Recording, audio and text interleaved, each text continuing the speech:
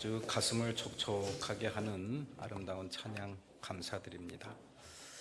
갓난아기를 강물에 뛰어보내는 요괴벳 어머니의 그러한 심정, 그 심정이 바로 이 세상을 살아가는 우리를 바라보는 하나님의 심정이 아닐까라는 그런 생각도 해봅니다.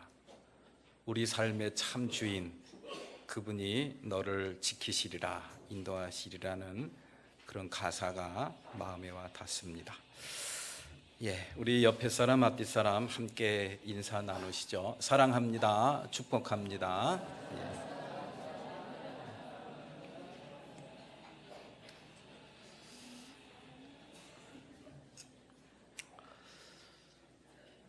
저는 초등학교 때부터 고등학교를 졸업할 때까지 시골서 자라났습니다.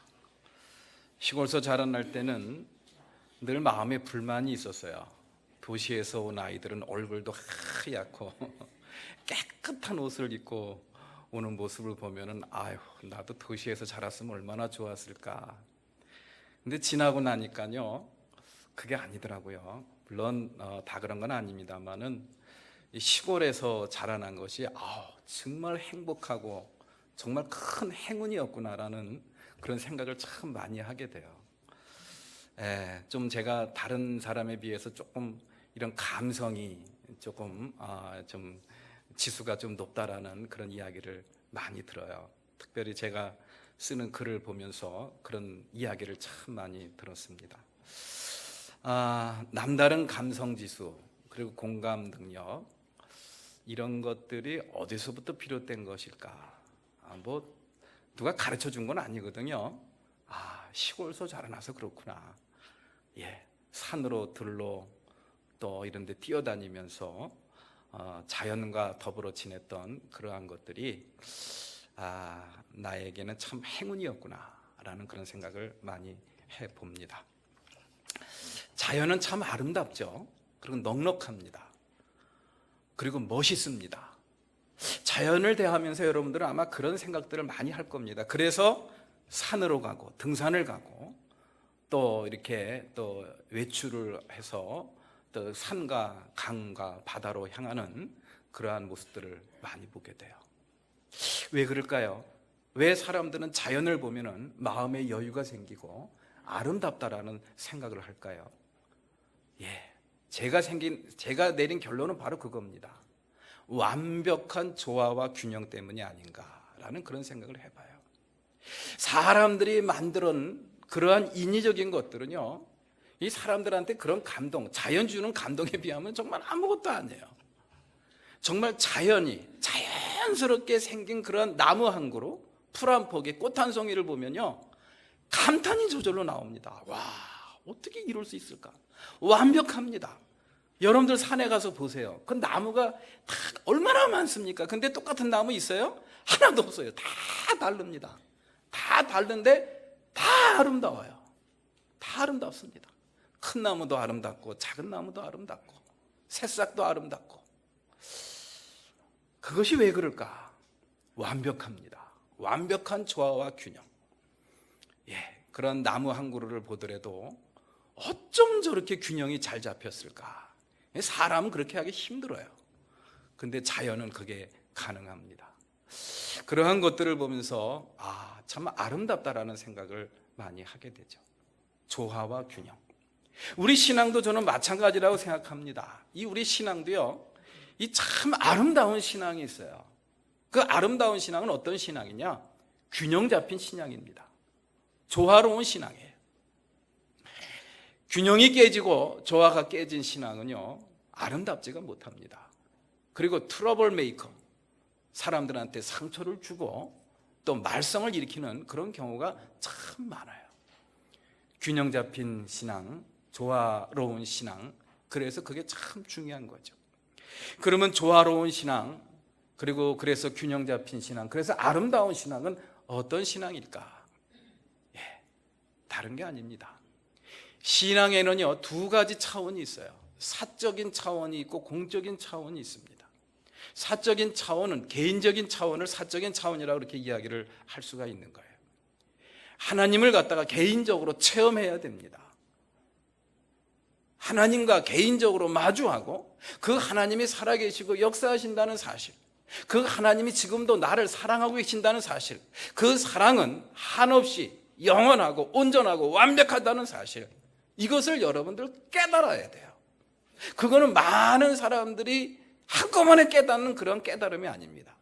여러분들 각자 개인 한 사람 한 사람이 그런 개인적인 체험을 가져야 돼요. 그냥 휩쓸려 가지고 와서 예배 드리고 나 예배 드리고 나 믿는 사람이다 라고 이야기를 할 수가 없는 겁니다. 물론 함께 모여서 공동체적인 그런 예배가 매우 중요하긴 합니다만은, 무엇보다 중요한 것은 신앙의 가장 기본적인 전제는 바로 뭐냐? 개인적인 깨달음.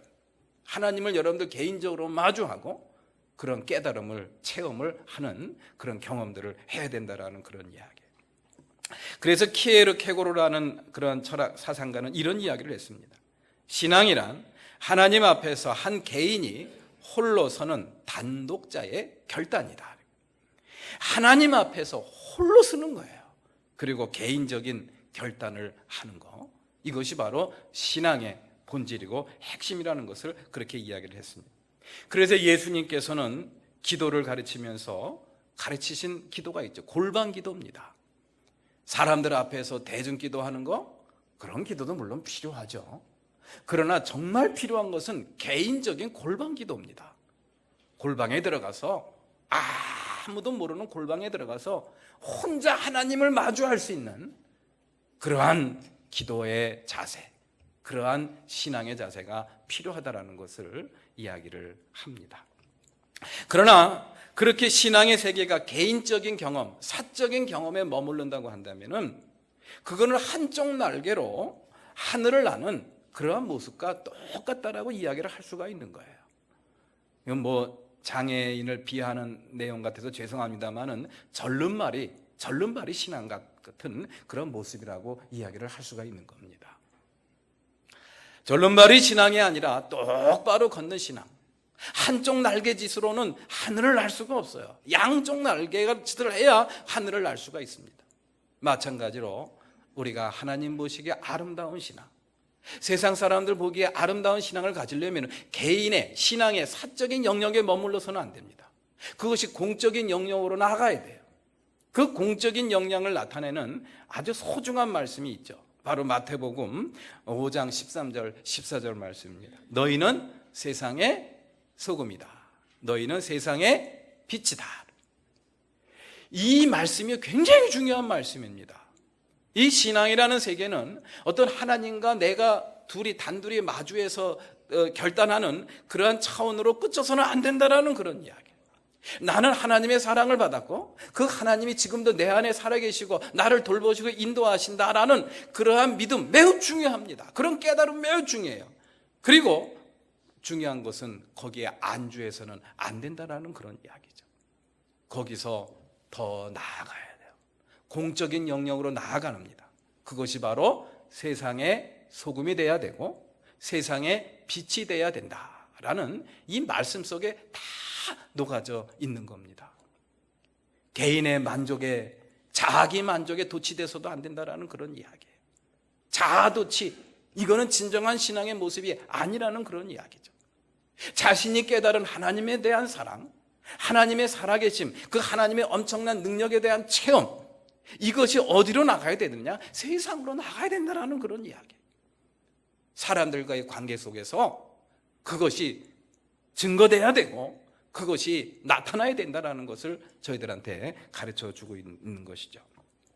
너희는 세상의 소금이다, 너희는 세상의 빛이라는 이 말씀 속에는 우리의 신앙의 공동체적인 원리를 저희들한테 가르쳐주고 있습니다. 신앙의 원리라는 것이 개인적인 사적인 영역에만 머무는 것이 아니라 공적인 영역까지, 공동체적인 그러한 영역까지 나아가야 된다라는 그런 원리를 저희들한테 가르쳐 주고 있습니다. 그렇게 그리스도 예수를 믿는 사람들의 믿음 속에는 그러한 공동체적인 원리가 존재합니다. 그래서 공동체적인 사고와 공동체적인 태도를 우리는 할 줄 알아야 돼요.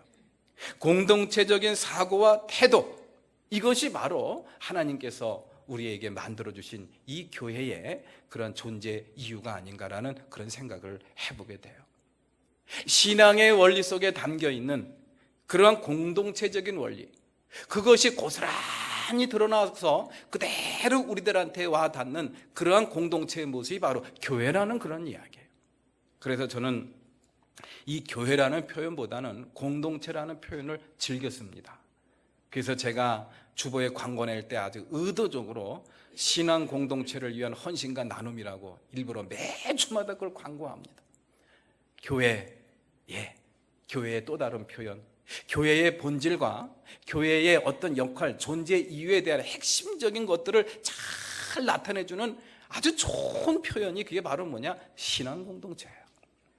공동체 안에 머무는 저와 여러분들은 그래서 살아가는 삶의 원리와 사고를 공동체적으로 해야 될 필요가 있다라는 그런 이야기입니다.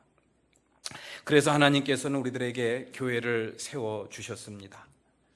그렇게 하나님께서 우리들에게 교회를 세워주시고 공동체적인 생활을 하면서 공동체적인 사고와 훈련을 하게 하셨다라는 그런 이야기. 그렇게 교회 공동체를 통해서 하나님께서 이루고자 하시는 그런 하나님의 뜻이 있습니다. 그것은 바로 저와 여러분들의 믿음의 성숙과 성장이에요. 믿음은 제자리에 머물러 있으면 안 됩니다. 어린아이가 커서도 엄마한테 젖을 달라고 하면은 그게 말이 되겠습니까? 컸으면은 부모를 돌보고 부모 품을 떠나서 자기 역할을 감당을 해야죠. 커서도 그렇게 애기짓을 한다고 한다면은 도저히 못 봐주는 모습이 바로 그런 모습이 아닐까라는 생각을 해보게 됩니다. 우리 신앙도 마찬가지입니다.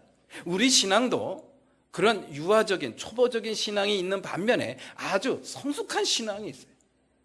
우리의 신앙이 어린애 신앙에 머물러서는 안 됩니다. 성숙한 신앙까지 나가야 되는데 그렇게 되려면 어떻게 되느냐? 그것은 관계 안에서 이루어지는 거예요. 어디 안에서 이루어진다고요? 관계 안에서. 단독자, 독자적인 그러한 이 삶의 모습 속에서는 그러한 신앙의 성장과 성숙이 이루어질 수가 없다라는 그런 이야기입니다. 타자가 전제가 돼야 돼. 다른 사람이 전제가 돼야 돼. 그렇기 때문에 공동체는 필요한 겁니다. 여러분들이 신앙의 성숙과 성장을 원하신다고 하면은 교회 생활, 공동체 생활을 잘 하셔야 됩니다. 그 다음에 또 하나, 이 교회를 통해서, 교회의 신앙 공동체를 통해서 하나님께서 이루고자 하시는 또 하나의 목적이 있는데 그것이 바로 뭐냐? 같이 살아가는 원리를 저희들한테 가르쳐 주시고 또 배우게 하시려는 그런 뜻이 있다는 것을 우리는 생각해 보게 됩니다. 우리 사랑하는 성도 여러분들 다 하나님 나라에 대한 소망을 갖고 계시죠? 예. 하나님의 나라에 대한 소망 다 갖고 계시죠? 예. 이 세상에서의 모든 삶이 끝이 아니라는 사실에 대하여 우리는 모두 동의를 하고 또 그렇게 믿고 고백을 합니다. 예.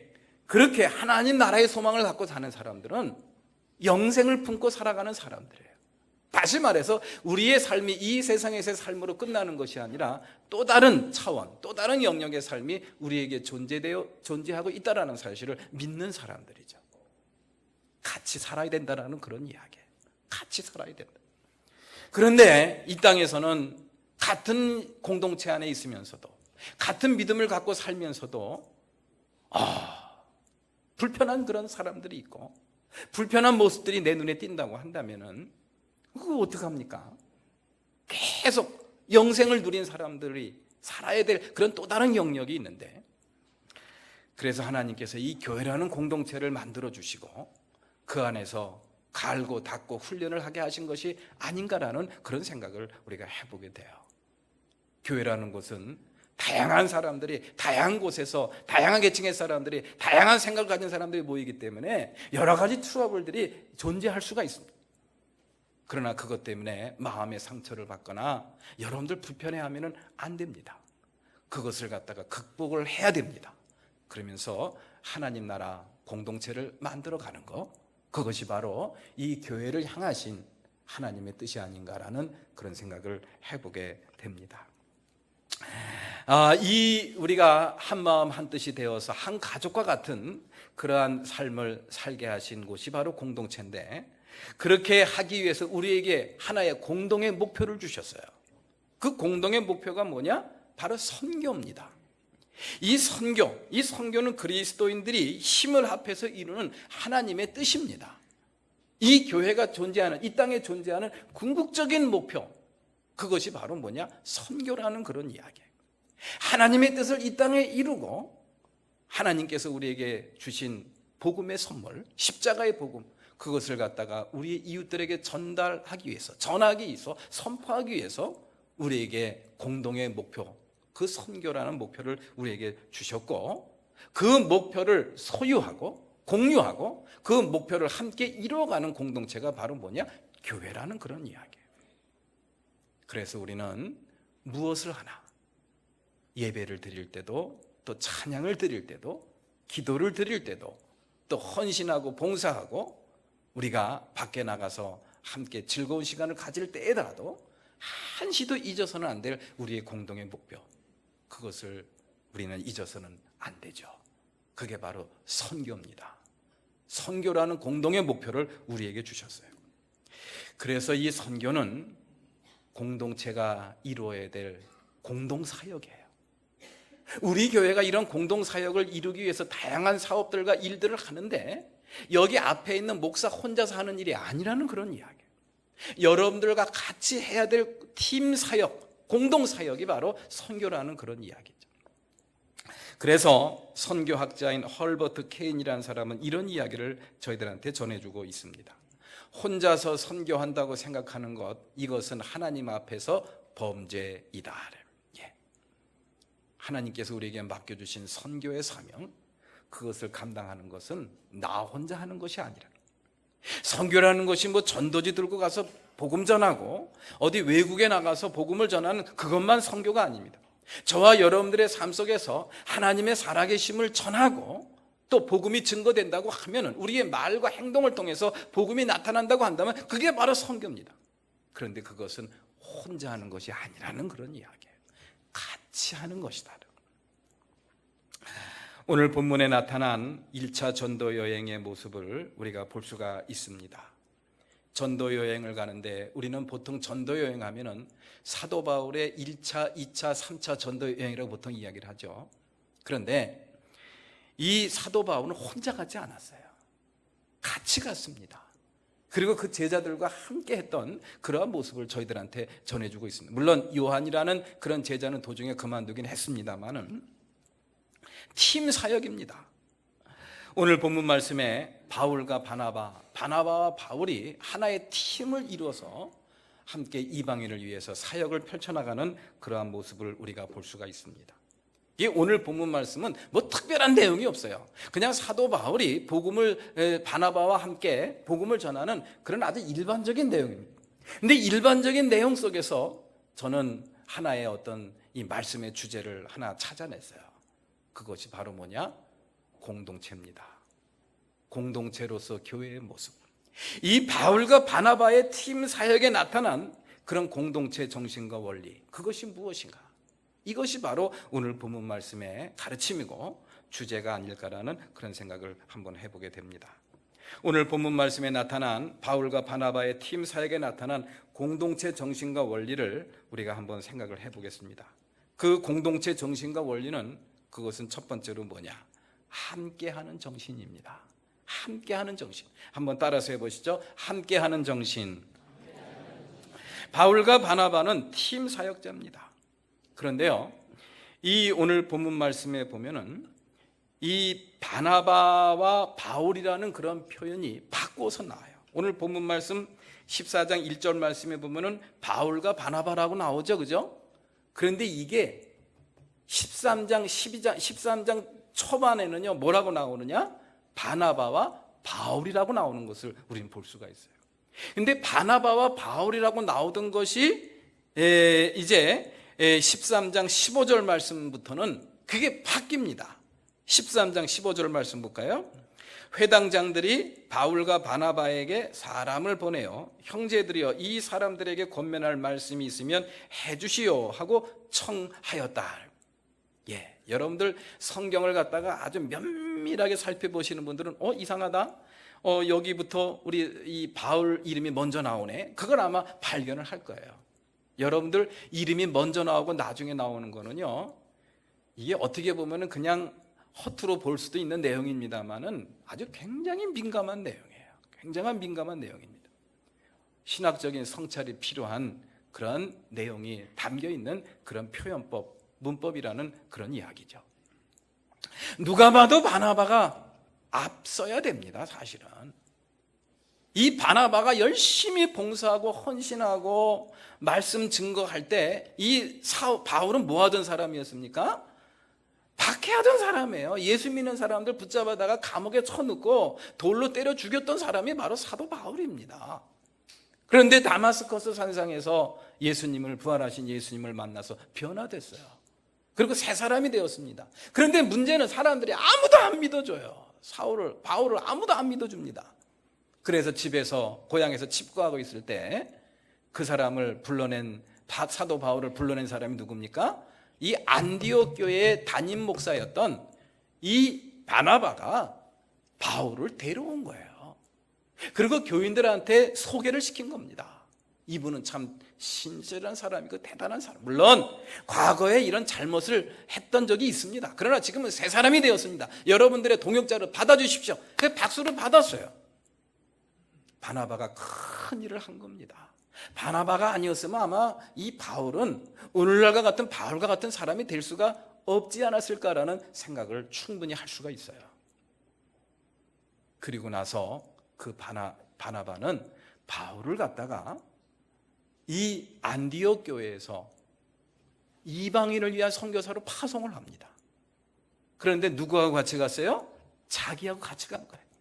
담임 목사하고, 이 담임 목사하고 같이 동역을 하는 사도 바울이 팀이 되어가지고 같이 떠났다라는 그런 이야기.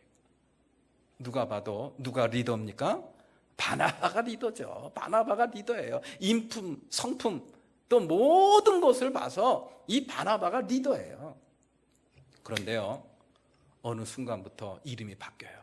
바나바와 바울 이러다가 13장 이 15절부터는 바울과 바나바로 싹 바뀌는 거예요. 그게 어디서부터 드러나느냐? 키프로스. 예, 이 이스라엘에서 떠나서 이 키프로스 섬에 도착을 해가지고 거기서 복음을 전하는데 거기서 이 바울의 진가가 드러난 겁니다. 그 다음부터 이 바나바가 리더의 자리를 누구한테 줬을까요? 바울한테 주는 거예요. 당신이 앞장서십시오. 모든 면에 있어서 바나바보다 이 바울이 월등한 거예요. 놀라운 능력이 바나바보다 바울에게 더 나타나더라는 그런 이야기. 사람들이 찾아도 바울을 찾습니다. 사람들이 모여도 바울 앞에만 모여 있습니다. 그러니 웬만한 사람 같으면 바나바가 화가 나지 않겠습니까? 이거 뭐야? 난 뭐야? 아무리 복음을 전한다고 하지만 상처를 받습니다. 그리고 아마 요한처럼 떠났을지도 몰라요. 그러나 자기는 뒤로 이렇게 물러나서 사도 바울을 앞세우는 그런 아름다운 모습. 바나바와 바울이라는 표현이 바울과 바나바로 변했다라는 이러한 표현 속에서 그러한 바나바의 모습을 우리는 찾아볼 수가 있죠. 교회는 바로 그런 곳입니다. 그것이 가능한 이유는 바로 무엇입니까? 하나님의 뜻. 그 무엇보다도 하나님의 뜻을 앞세우는 거예요. 하나님의 뜻을 이루기 위해서는 내가 죽어도 괜찮다. 내가 뒤로 물러서는 거 그거 아무것도 아니다. 내가 이선으로 물러가고 리더의 자리를 바울에게 내주는 거 그거 아무것도 아니야. 가장 중요한 것은 무엇이기 때문에? 내가 아니고 하나님의 뜻이 이루어지는 것이기 때문에. 그렇습니다. 우리 교회라는 공동체가 바로 그런 곳이에요. 세상의 공동체에서는 그런 것들이 용납이 안 됩니다. 요즘에 유나무게라는 분이 검찰총장 후보로 이제 지금 올라와 있다 그래요. 그러면서 언론에서 하는 이야기가 그분이 검찰총장으로 임명이 되면은 5기수의 선배들이 우르르 물려나야 된대요. 자기 후배가 검찰총장이 됐기 때문에. 이게 바로 세상의 모습이에요. 교회는 그렇지 않습니다. 하나님의 뜻이라는 큰 대의가 있기 때문에 명분과 가치가 있기 때문에 나 자신 하나 낮아지는 거, 나 자신이 희생하는 거, 나 자신이 손해보는 거 용납합니다. 이해합니다. 이것이 바로 교회 공동체의 모습이라는 것을 저희들한테 가르쳐주고 있어요. 우리 사랑하는 성도 여러분들, 우리의 삶 속에서 우리 신앙생활을 하면서 매사에 하나님의 뜻을 앞세우며 살아가는, 그래서 그 하나님의 뜻을 이루어드릴 수 있는 아름다운 우리 매원 공동체가 되기를 주님의 이름으로 기원을 드립니다. 그러한 공동체를 만드셔야 돼요. 우리 교회는 충분히 그럴 수가 있습니다. 하나님께서 살아계시고 그 살아계신 하나님이 내 안에서 역사하시기 때문이죠. 그 다음에 이 공동체가 주는 그런 또 하나의 역할이 바로 뭐냐, 함께 고난을 극복할 수 있는 공동체라는 것을 바나바와 바울의 사역을 통해서 저희들한테 가르쳐주고 있습니다.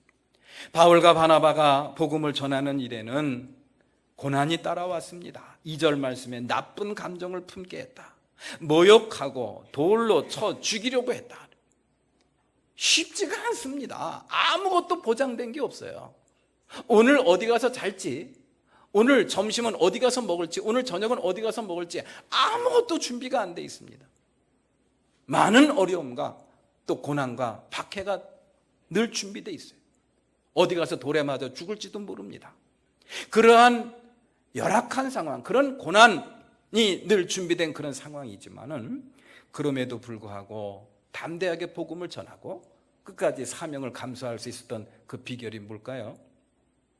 그게 바로 공동체 사역입니다.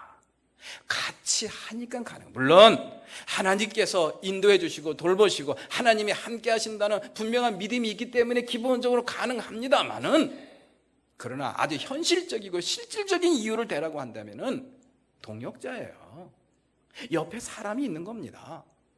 내가 돌을 맞아 피를 흘리더라도 나 혼자만 맞고 나 혼자만 피를 흘리고 아무도 봐주는 사람이 없다고 한다면, 공감해주는 사람이 없다고 한다면 못 견딥니다. 제 아무리 성자라 해도 못 견뎌요. 옆에서 봐주는 사람이 있는 거예요. 옆에서 바울이 힘들어하면 그 힘들어하는 모습을 공감하고 같이 힘들어하는 동역자 바나바가 있는 겁니다. 그래서 괴테라는 사람은 이런 이야기를 했어요. 괴테라는 사람은 고난은 함께 나눌 사람만 있다면 받을 가치가 있는 것이다. 우리가 고난을 못 견디하고 힘들어하는 것은 다른 게 아닙니다. 나 혼자 이 고난을 당하고 있고 나 혼자 이것을 내가 느끼고 있다라는 그런 생각, 이거 못 견디는 거예요.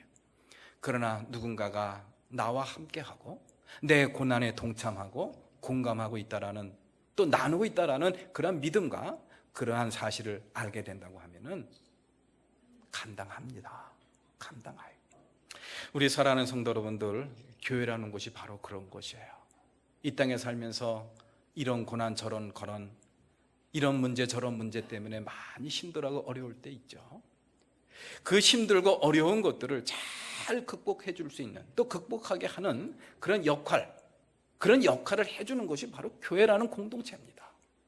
그래서 우리 사랑하는 성도 여러분들 곁에 누가 어려워하는 사람, 힘들어하는 사람이 있으면은 그것을 공감해주고 같이 그 아픔을 나눠줄 수 있는 그런 사람이 돼야 됩니다. 그게 바로 공동체적인 사고와 공동체적인 태도입니다. 로마 카타콤에 이러한 동굴벽에 이러한 글자가 새겨져 있다고 합니다.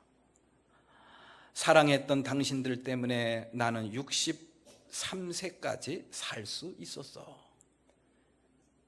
예배를 드리기 위해서, 믿음을 지키기 위해서, 박해를 피해서 무덤 속으로 들어가서 수십 년 동안 그곳에서 예배를 드리고 신앙생활을 했던, 믿음을 지켰던 어떤 사람이 63세까지 살고 세상을 떠나면서 벽에다가 그렇게 새겨놓은 거예요. 내가 63세까지 살 수 있었던 것은 순전히 사랑했던 당신들 때문이었어. 함께 고난을 당하고 함께 고난을 공감하고 공유했던 사람들이 있기 때문에 그게 가능했다라는 그런 이야기죠. 우리 공동체가 정말 잘해야 되고 잘할 수 있는 특별한 것이 있다고 한다면 바로 그것입니다. 같이 하는 겁니다.